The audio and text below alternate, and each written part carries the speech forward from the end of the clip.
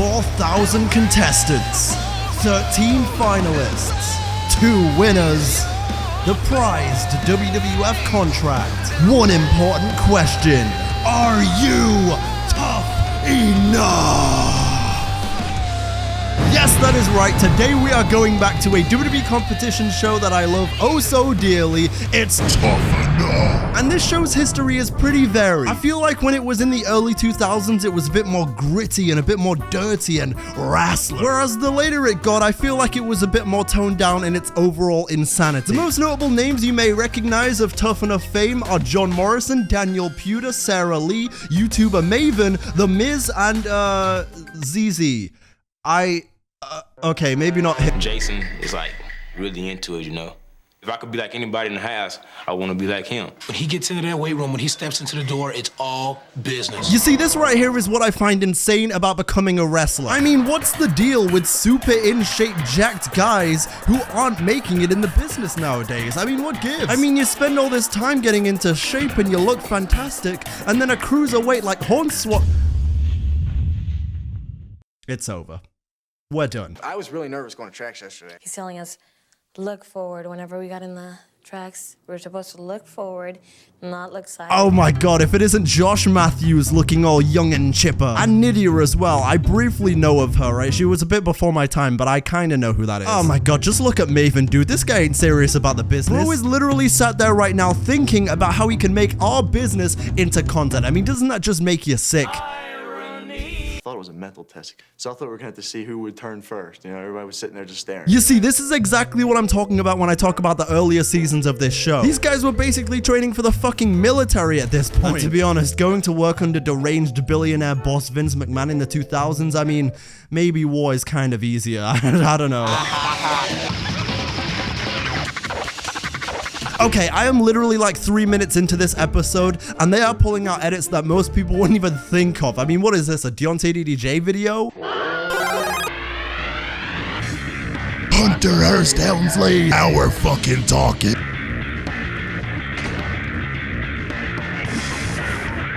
Bro, they edit this show in the same way it feels to sit on the SmackDown Here Comes the Pain menu. I wanted him to return me to the way I was before! How you guys doing? What have you guys done today? Mud wrestling. Never done that. Is it fun? Uh-huh. Anybody sore? Big man in the back, you taking the bumps tough? You been hurt? Big fucking deal. That's a murder! He looks them dead in the eyes and he's like, big fucking deal. Pedigree. Anybody here think they couldn't wrestle today? Anybody here think they couldn't get in the ring today? Anybody here think they couldn't take a bump today? I've also got to say, they are really nailing the spooky vibe here. Like, I've watched some fucking horror films that are less scary than this. And that doesn't matter, right? The pain doesn't matter. You gotta be able to go through that. Do you know what really makes this even funnier? The whole time he's giving off this terrifying aura, but you can just hear the little... Shut your bubblegum dumb looking ass. So you think you guys can take bumps today? Big fucking deal. Just for further notice, one of your nuts is hanging out of your shorts.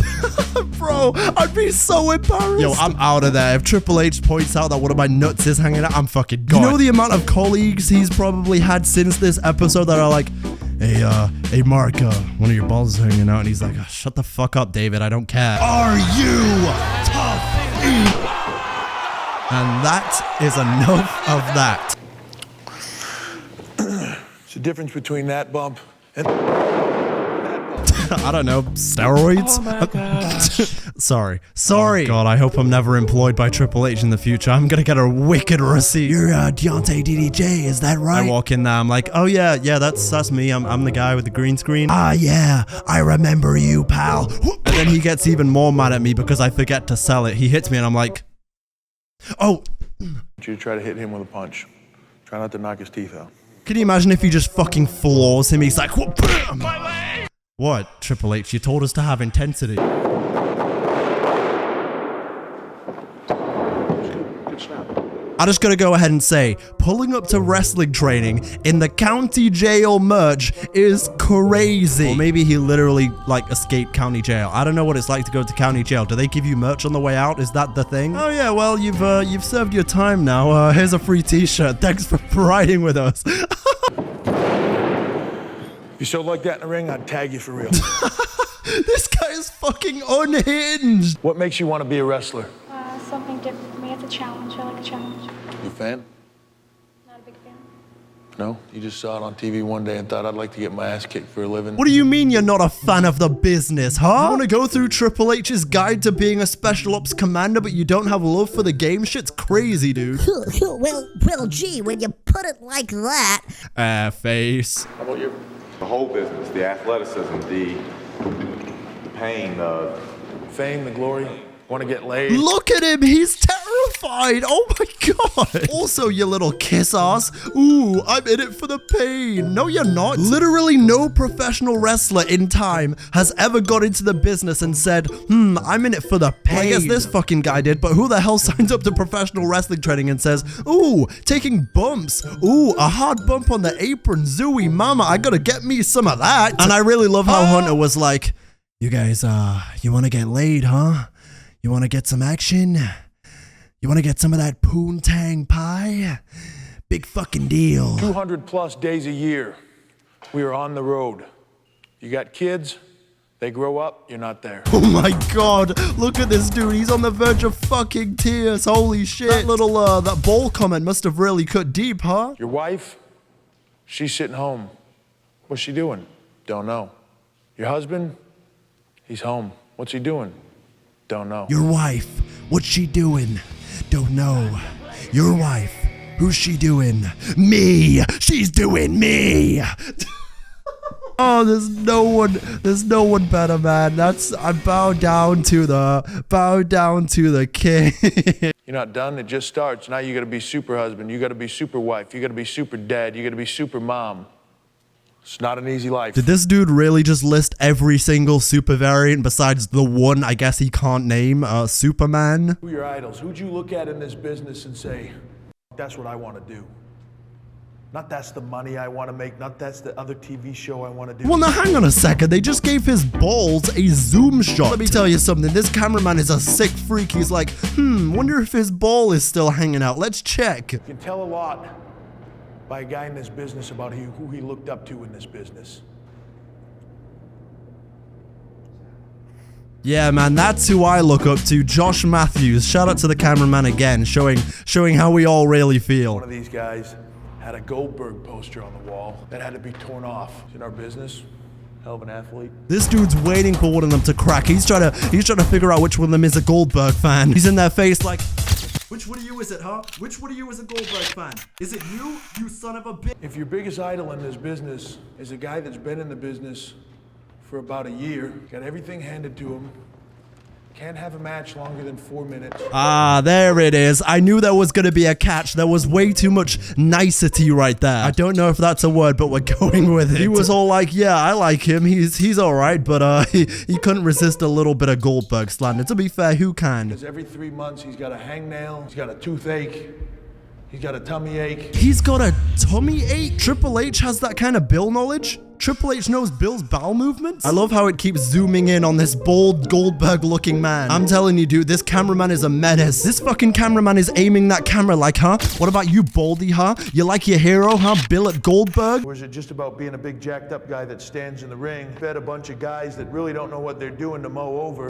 A jacked up guy who was fed a bunch of other guys. I don't know, Hunter. Who does that sound like? What does it say about somebody that has no heart for what we do? No guts, no heart. Is he still fucking going with this? Oh my god. I've had to be helped up the stairs because I couldn't walk myself to him, and I'd walk to that ring. What is the cameraman doing, bro? He's wild. Man, listen, I love Triple H, but fuck it, I'm here for the cameraman now. This camera guy really said, I'm gonna get this low angle shot because it makes the subject look empowered.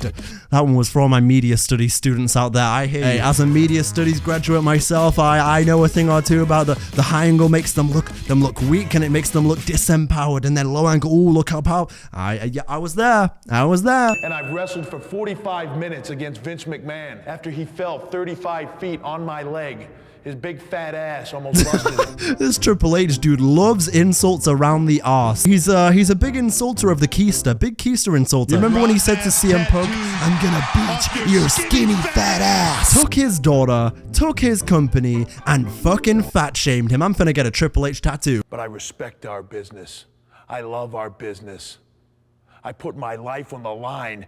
Bro, I'm so sorry to keep bringing it up, but what is going on with this camera guy, dude? This motherfucker's moving like he's drunk in there, bro. What do you do, some fucking shots before this shoot? Not for the fame, not for the glory of it, not so I can get laid, for no other reason but then love of the business. But I question the fact that when somebody has a poster of a guy on their wall, when he's on top of a business, when he's on top of a company. Bro, he's still going. Oh boy, here we go. He's face to face with the Goldberg guy. Here we go. It's the end of the arc. As long as they put me over, it don't matter. I'll be a big star.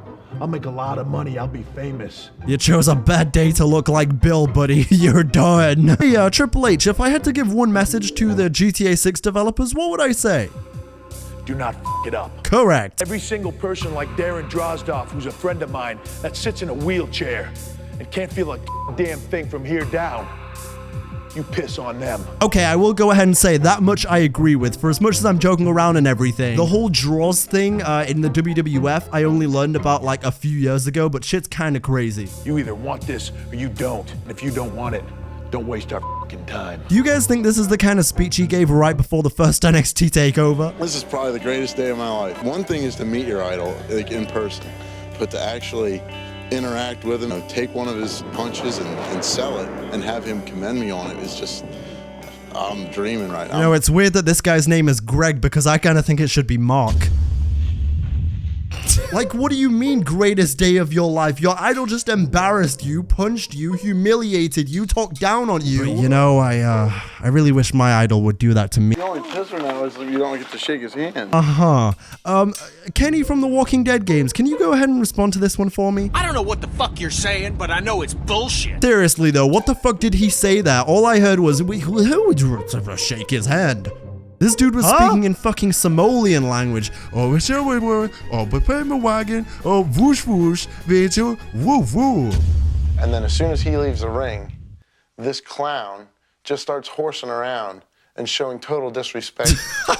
This dude is catching serious strays today. Greg's calling him a clown. One of his balls is hanging out. Oh, man. Also, I kind of liked this Greg guy at first, but now I'm just realizing he's kind of a snitch and an ass kisser. That wasn't it at all. I was just trying to loosen up the group a little bit. I mean, damn, everybody was sitting there like they're about to start crying. My brother in Christ, they caught you almost crying on the B-roll. They caught your ass in 1080p. How are they gonna catch you in 1080p? It's 2002. He's dumb. He's dumb. I never would guess he's 25. He's like 16, just overgrown. Damn, what the fuck? Damn. Scaring away the bad bitches and getting roasted by them on the way out? Damn, you hate to see it. Actually, hang on a second. Let me run that back and see if she actually is a bad bitch.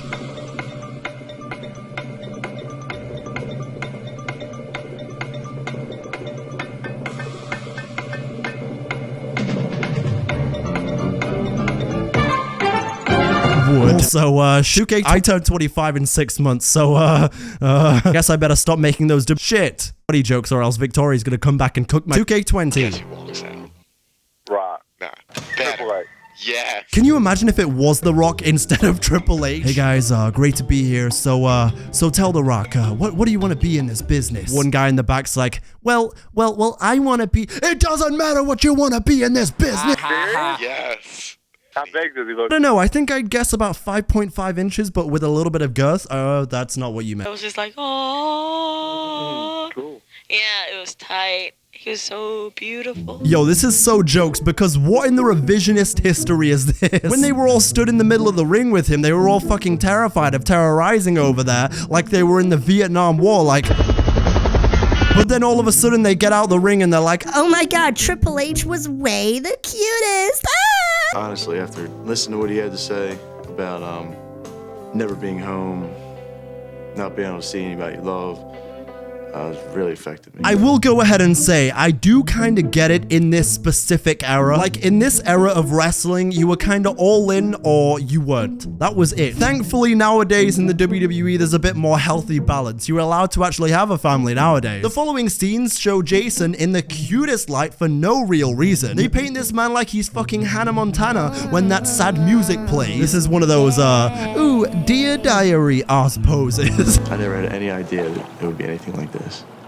You're not tough enough. Yeah, you're not tough enough. You know, in the actual unedited footage, she actually said, hey, yo, this bitch is getting out the pool, but they had to edit it. Hey, yo, this bitch ain't tough enough. And he's very distant from the girls. I think it's because he started dating his girlfriend about 3 months ago. So I don't think he wants to put out any sign of attraction with any other girls. He kind of stays away. I don't know. I feel like 3 months isn't really that long. Like, it's a decent length, but it's not super long. That's like a fucking summer vacation, like whatever. Although, to be fair, I guess in the Total Divas cinematic universe, 3 months is enough to get proposed to, right, Jonathan and Eva Marie? Chris was my favorite at the beginning, just because we hung out so much in New York. Aw, does someone have a little bit of a crush on their Tough Enough mate? How cute. Can you imagine, just as they're about to kiss, Triple H comes walking in. He literally parts the Red Sea. He parts them as they're about to kiss, and he's like, what do you guys think you're doing? I live, I breathe, I died for this business. You want to get laid? Big fucking deal. We hung out in New York when I first met the chick, and we kind of clicked. I'm getting horny, watch out. No, get off. damn, bro, that's tough. Enough. She's all falling in love and shit, but he don't even remember your name, the chick. I've never seen a clearer, I just want to hit it and quit it storyline unfolding in my life. You know, we had to suck it up and look pretty. All right. Hang on a second. Let me do my Let me do my oh my god. It's time for an early 2000s fit check. This dude got a purple shirt and blue jeans. That's questionable, but he's pulling it off, I guess. Blondie over here got a generic fit, but she's hot, so I guess it works. This girl's going with the seducing towel. A bit insane, but I'll allow it. I'm horny. This dude's fit is perfectly giving off the I don't care, I'm depressed and want to go home vibe. I work on Wall Street and have a 401k head fit. Josh Matthews, boring. Crybaby balls hanging out man. What are you, fucking Charlie Sheen? This fit over here, I kinda mess with. It's simple, but it works. He's got the Nike Yadas, okay. We were supposed to be ready like between 8 and 8:30. I was like ready like 8:15 or whatever. See, she's I almost went into a Triple H impression. I didn't even mean to do that. He's taking over. But yeah, no, I see the vision now. She's kind of bad. You gotta put it in context as well, guys. I know there's a lot of baddies. You open Instagram, you see someone, you see a goth girl, and you're like, I gotta get hit by her. I'm gonna up it to 3 therapy sessions a week. Let me tell you something. I forgot what I was gonna say. I love goth girls. 9 o'clock, she's ready. Why does it take 2 hours to get ready to go out? Come on, her hair didn't even look that nice after 2 hours of work. Come on. Bro, this girl is on fucking smoke today. It's crazy. Like, oh my god, this chick's hair didn't even look that good, and she spent 2 fucking hours on it? And what's with the crybaby bitch in the ring, huh? Dancing is probably one of my most favorite things to do. I like having big breasts. I like having big breasts and dancing. That's terrific. That's terrific. That's just fantastic. She's not even here to be in the WWF. She's just using the show as a stepping stone to get into Playboy. She's going to take her powder puff somewhere else. Jesus Christ, this guy is taking the business a little too seriously. I bet he grew up to have a wrestling Twitter account. That's what I bet he grew up to be. Bobby Joe seems kind of like an airhead a little bit. A lot, actually. I don't think she's that smart. Good grief, she's cooking everyone. I kind of love it. All these people on Earth you can have a conversation for free with, but you gotta pay somebody. That's sad. I mean, the good thing is therapy, if you think about it. I mean, this is a little bit awkward because what's wrong with paying someone to talk to? What's wrong with therapy? What's wrong with the sponsors of today's video? Better. Chris says that a lot of his girlfriends have hurt him in the past, so he's turned, or they made him into this person. Okay, so I get it now. This guy is going through the same arc that damn near every man goes through. It's like a canon event. Listen, I understand, okay, like 60% of you are watching this, you dated a girl recently and she broke your heart. And now you really don't want to open up to anybody because you can't really trust anyone anymore. And you're just dangerously locked into your YouTube channel to distract you from the fact that she's moved on with her life.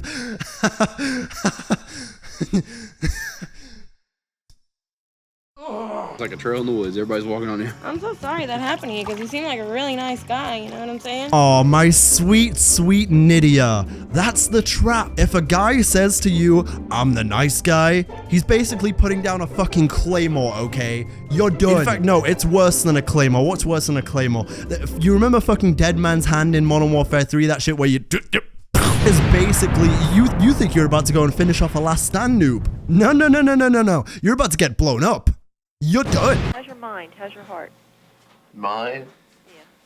I don't know. Yeah, I literally don't know who's on the phone or whatever. I guess his mother or something. But this dude's been starring in some sad B-roll shots this whole episode since he got all sad and stuff. Damn. He is not doing good at all. It's been a battle in my mind. This morning I started packing my bags. And I stopped halfway. You started? Yeah, I stopped halfway through and I was like, damn it, what the hell do I want to do? Yeah, no, actually, I doubled down on what I said earlier. I really do feel bad for this dude. Like, this shit ain't easy. Kind of like pimping. I don't really know these old seasons that well, but something tells me he's gonna end up going home. I'm a very moody person. I can turn the switch just like that. Can I show whatever's about to happen? I'm kind of scared. Okay, I'll do it on my own. Go ahead. He kept persisting and persisting, and I knew he wasn't gonna stop. Okay, I feel a little bit uncomfortable. This out of context all seems a little bit insane.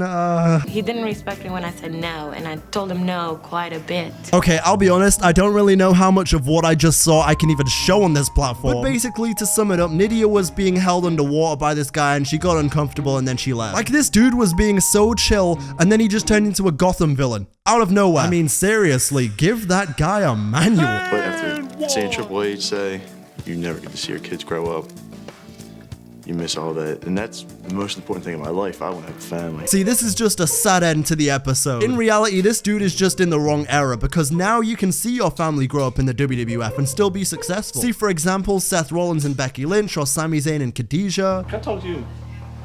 Yeah, alone?